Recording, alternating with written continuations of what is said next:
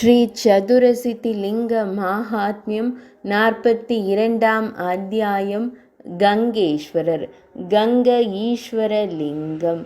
குறிப்பு: இது இக்ஷ்வாகு வம்சத்தின் மன்னரான மகாபிஷக் கங்கையின் உடலின் நிர்வாண பகுதியை கண்டதற்காக பிரம்மதேவரால் சபிக்கப்பட்டார். மகாபாரதத்தில் இது கூறப்படுகிறது. இது 5ஆம் வேதத்தில் கூறப்பட்டுள்ள புராண கதையின் மாற்றமாகும். கங்கை குருவம்சத்தை சேர்ந்த சாந்தனுவாக பிறக்கவிருந்த மகாபிஷக்கை திருமணம் செய்யும்படி சபிக்கப்பட்டதாக கூறப்படுகிறது. நமது புராணம் சாபத்தின் தொடர்ச்சியில் ஆர்வம் காட்டவில்லை. மாறாக இந்த சம்பவத்திற்கு பிறகு கங்கேஸ்வரர் என்று அழைக்கப்படும் இந்த லிங்கத்தை வணங்குவதன் மூலம் கங்கை தனது சொர்க்க வடிவத்திற்கு மீட்டெடுக்கப்பட்ட பெருமையை வழங்குவதில் ஆர்வம் காட்டுகிறது. பகவான் ஸ்ரீஹரர் கூறினார்: 42வது தெய்வமான கங்கேஸ்வர லிங்கத்தை கேளுங்கள். தேவி பார்வதியே, அதனை காண்பதன் மூலம் ஒருவர் அனைத்து தீர்த்தங்களுக்கும் யாத்திரை செல்லும் பலனை பெறுகிறார். பிரபஞ்சத்தின் தோற்றத்திற்கு மூலமான நாராயணரின் பாதம் துருவ சுவாமியான துருவனின் துருவ நட்சத்திரம் ஆதாரமாகும். தெய்வீக கங்கை 3 பாதைகளை கொண்ட நதி. ஸ்வர்க்கம், பூமி மற்றும் பாதாளம் அந்த பாதத்திலிருந்து தோன்றியது. பின்னர் அவள் சுதாவின் அமிர்தத்தின் தோற்றத்திற்கும் நீரின் அடிப்படை ஆதாரத்திற்கும் மூலமான சோமத்தில் சந்திர கடவுளில் நுழைந்தார்.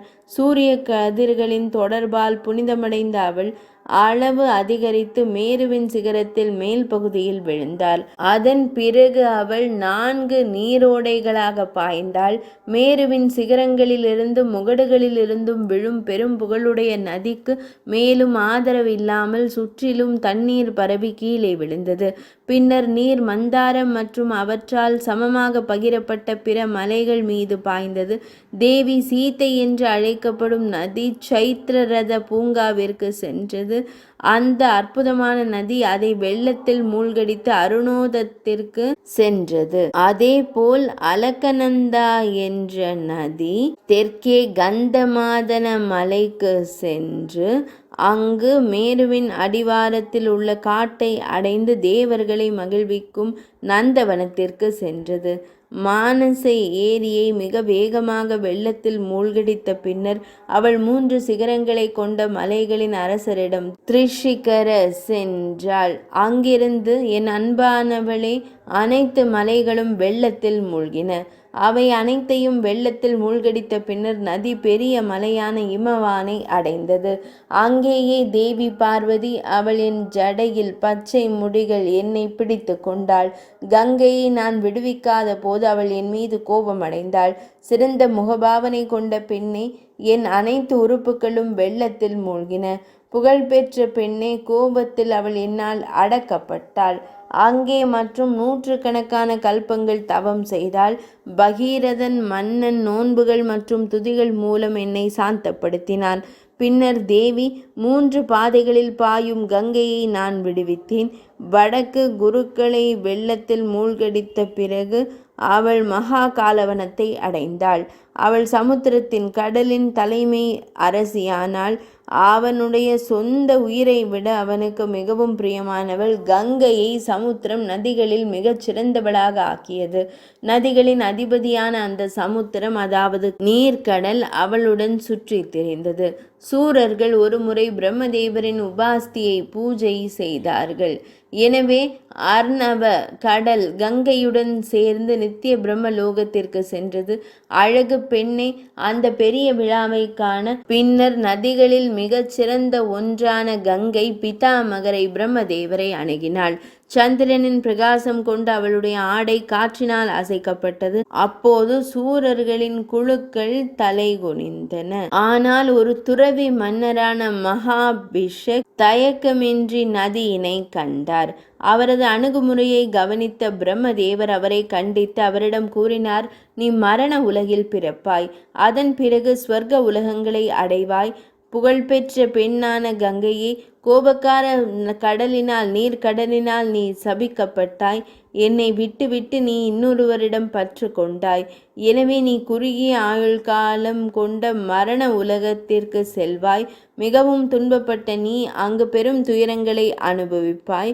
அந்த பயங்கரமான சாபத்தை கேட்டதும் கங்கா தேவியான கங்கை நதி இந்த வார்த்தைகளை கூறினாள்.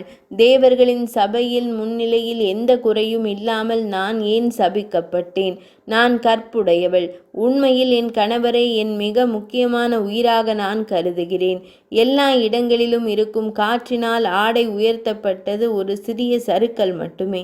அதற்கு பிறகு உலகம் முழுவதையும் புனிதப்படுத்தும் அந்த நதிக்கு பிரம்மதேவர் பதிலளித்தார். தெய்வீகமான நதியே, பெரிய நதியே, தவிர்க்க முடியாத எதிர்காலத்தை கருத்தில் கொண்டு வசுக்களின் காரணமாக கடலால் நீங்கள் சபிக்கப்பட்டீர்கள். எனவே சித்தர்களும் கந்தர்வர்களும் நாடிய அழகிய மகா காலவனத்திற்கு விரைவாக செல்லுங்கள். சிப்ராவின் தெற்கு பகுதியில் ஒரு சிறந்த லிங்கம் உள்ளது. அது புண்ணியமானது மற்றும் அது அனைத்து சித்திகளையும் அளிக்கிறது. அது அனைத்து பாவங்களையும் அழிக்கிறது. அதை விடாமுயற்சியுடன் சாந்தப்படுத்துங்கள். அது தம் விருப்பத்தை நிறைவேற்றும். பிதாமகரான பிரம்மதேவரின் இந்த வார்த்தைகளை செவிமடுத்ததும் 3 பாய்ச்சல்கள் கொண்ட நதி மகிழ்ச்சி அடைந்தது. தெய்வீக நதி இவ்வாறு எண்ணியது: என் அன்பு தோழி சிப்ராவும் அங்கே இருப்பதால் நானும் அங்கு செல்ல விரும்புகிறேன். அவள் புண்ணியசாலி மற்றும் பெரும் பாவங்களை அளிக்கிறாள். இவ்வாறு எண்ணம் கொண்ட பிறகு அவள் மகா காலவனத்திற்கு வந்து சிறந்த லிங்கத்தினை கண்டாள். தனது தெய்வீக நீரால் அவள் லிங்கத்தை விதிமுறைகளின்படி பாடி வணங்கினாள். அவள் தன் தோழியான சிப்ரா நதியை கண்டாள். இருவரும் ஒன்றோடு ஒன்று இணைந்தனர். அன்றிலிருந்து சிப்ரா கிழக்கு நோக்கி பாயும் ஒன்றாக ஆனாள். கங்கையால் சாந்தப்படுத்தப்பட்டதாலும் விரும்பிய பலனை அளிப்பதாலும் தெய்வம் 3 உலகங்களிலும் கங்கேஸ்வரர் என்ற பெயரால் நன்கு அறியப்படுகிறது. அந்த நேரத்தில் தெய்வீக நதியான கங்கையை தேவர்கள், கந்தர்வர்கள், வாலகில்யர்கள் மற்றும் பிற முனிவர்கள் மற்றும் துறவிகள் மகிழ்ச்சியுடன் புகழ்ந்தனர். கடல் வந்தது. அங்கே அந்த பெரிய நதி கௌரவிக்கப்பட்டது.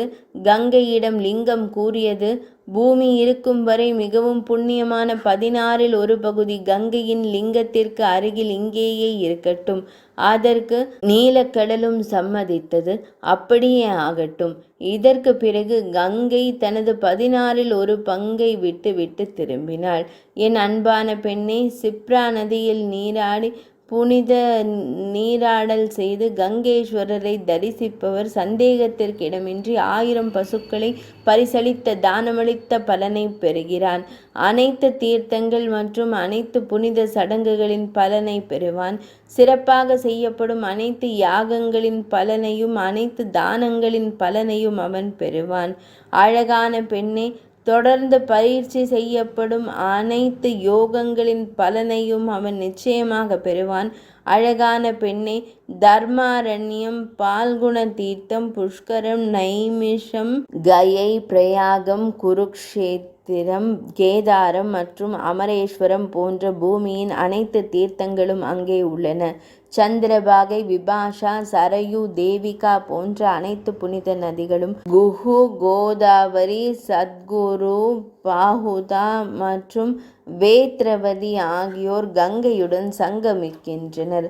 தேவி பார்வதி ஒரு காலத்தில் 16வது பகுதி மூலம் அனைத்து இரகசிய புனித தீர்த்தங்கள், சித்த சத்திரங்கள் மற்றும் அனைத்து தலங்களும் அங்கு நிலைநிறுத்தப்பட்டுள்ளன. புனித நீராடிய பின்னர் கங்கேஸ்வரரை மன ஒருமைப்பாடு மற்றும் தூய்மையுடன் காண்பவர் இந்த தலங்களின் பலனை அடைகிறார். ஒரு பக்தர் கங்கேஸ்வரரை தரிசிப்பார், பலன் கிடைக்கும். இது நான் குறிப்பிட்ட உண்மை. எனவே கணங்களால் மதிக்கப்படும் தேவியே, இந்த புனித தலம் மிகவும் புண்ணியமானது என்று புகழப்படுகிறது.